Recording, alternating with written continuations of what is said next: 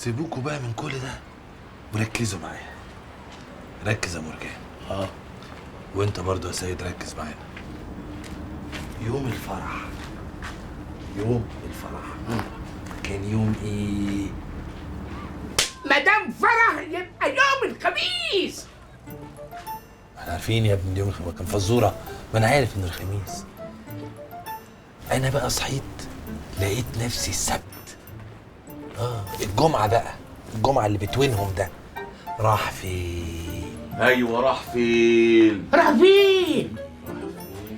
بس لقيتها الجمعة أجازة. الغباوه اللي انا وقعت في وسطيها دي. ياد ما احنا عارفين ان الجمعه اجازه. ايه كنز انت كده ركزت؟ ما تركز معايا يا مرجان. ركز اهو. احنا عارفين ان الجمعه اجازه. انا في يوم وقع مني بدور عليه في وسط الاسبوع مش لاقيه. انت دوست ايه اللي لقيتها عدم المؤاخذه؟ دوست لقيت الفرح.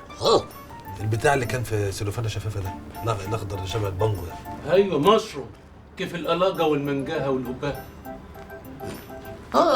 ده جابوا لنا واحد مخبر وازاي حبايبنا زيك كده. هو ده مصيبه سودا. ده انا خدته من هنا ودماغي فيمت وعيني عكوسات وبقتش فاهم اي حاجه خالص.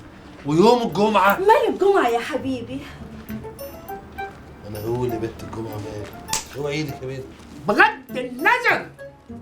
بغض النظر اهو. ليه؟ بغض البصر قول لي يوم الجمعه راح فين؟ زي ده مرجان. ايدك فيه ايه؟ انت اخويا ودي اختي. يا ريت. لو المصحف اختي اهو. طول عمرك فهيم يا قضبان.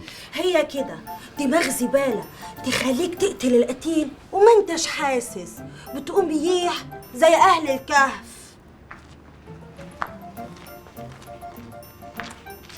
هي اهل الكهف اللي انا وقعت في وسطيهم. محدش فاهم حاجه.